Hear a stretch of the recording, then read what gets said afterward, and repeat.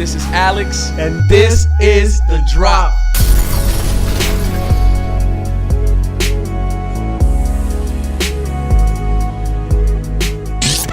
Looking down and stuff.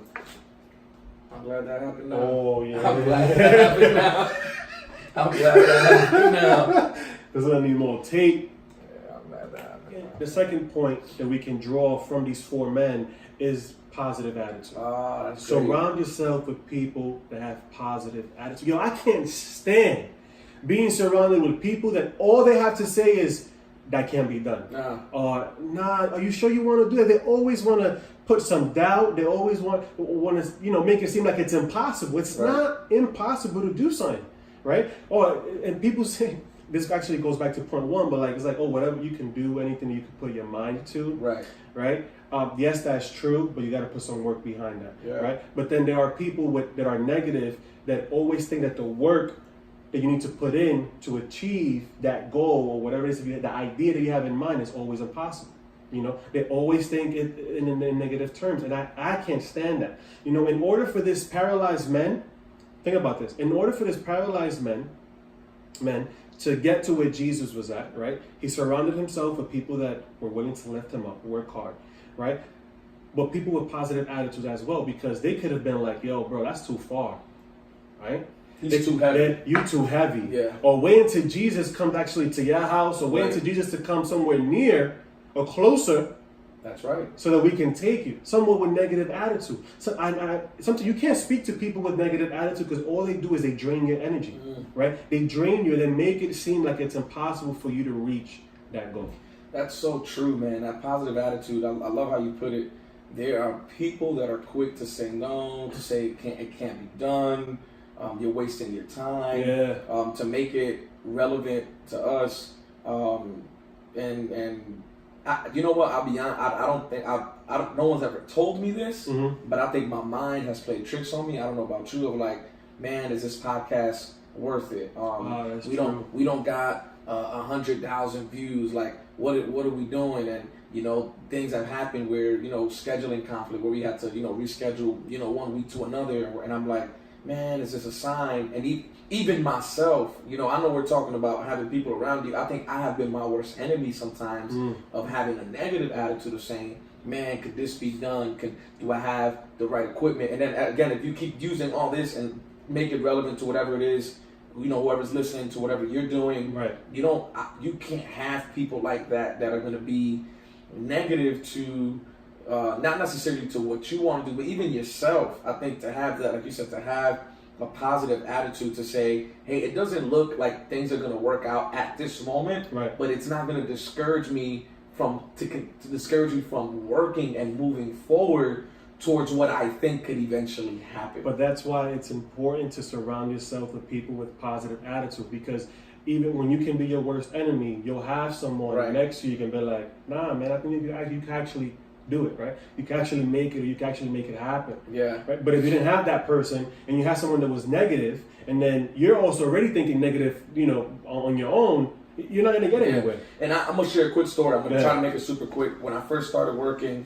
at my first real office job, I was a secretary. Not ashamed to say that. I'll be like, hey, you a secretary? No, not ashamed to say that. Comfortable in who I am. Besides the point. The story's already pretty long.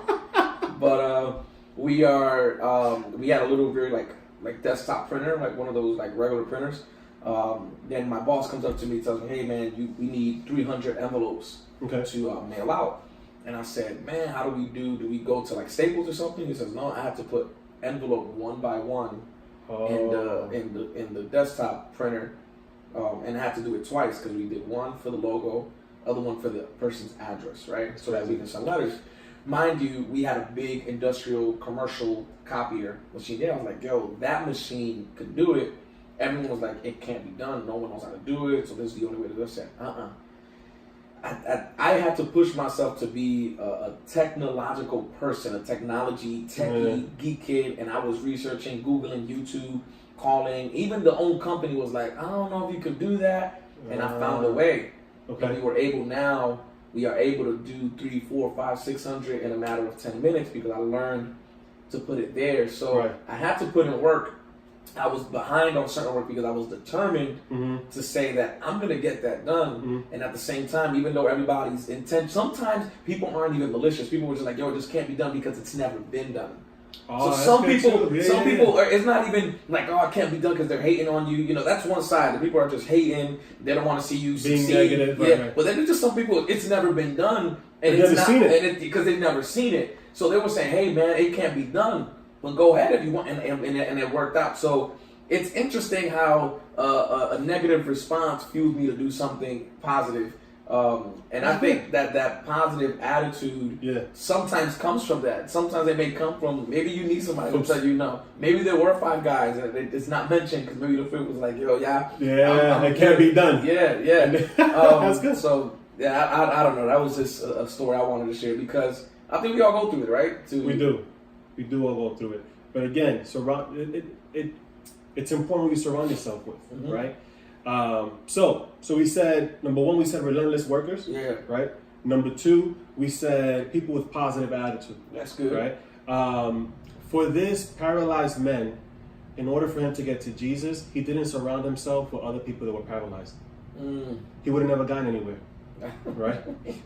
Let's be honest. I like that. He would have never gone anywhere, right? So in order for him to get somewhere, he had to surround himself with people that were better than him. Now, although that's not one of the points that I want to discuss, but I like that. But you need to surround yourself with people that are better than you, right? Now, the issue with that is that we don't want to do that. Some of us don't like surrounding ourselves with better people because we feel inferior, right? We feel less than, right? But this is what I think of. If you're the smartest one in your group, who are you learning from? Right? Your knowledge will only go so far. Your wisdom will only go, your experience will only go so far. Right? You need to surround yourself with people that know more than you, with people that have more experience than you, so that you can then elevate, and then you can also help those that are around you or those that you surround elevate as well, right? Because it all trickles down. Okay? So surrounding yourself with people that are better than you is also very, very key. That's all right. But that's a bonus one. That's a bonus I like point. that. That's a bonus point. Yeah, that's if I can go ahead. You I think that helps us to break out of the bad habits that we have sometimes. You know, I don't think if I would have never surrounded myself with people who are better than me, I wouldn't be where I am today. Because you have to come to that realization that hey, I do struggle in this area. I haven't perfected this area of my life, and I think when you come to that realization and say, man, I need someone better than me because I didn't have the greatest work ethic, and knowing that people that had good work ethic, it pushed me to be better. So initially, my work ethic wasn't always good growing up. Like I mentioned, I would be in group projects and try to get other people to do it last minute doing my homework, last minute studying, last minute this because I wanted to chill, I wanted to have fun, I wanted to do other things. And now I've learned to be the total opposite of that. But in the beginning, I had to be someone that I had to kind of like pull, but eventually went like that shift of like, all right, now that I'm surrounded with people who are better than me, at one point I had to shift from the mindset that I had.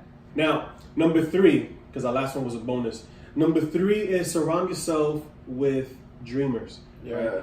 And what I mean by that is people that have goals and people that can unite or join you in your goals. Make sure you tune into our next episode as we continue with Who's Your For. This is The Drop.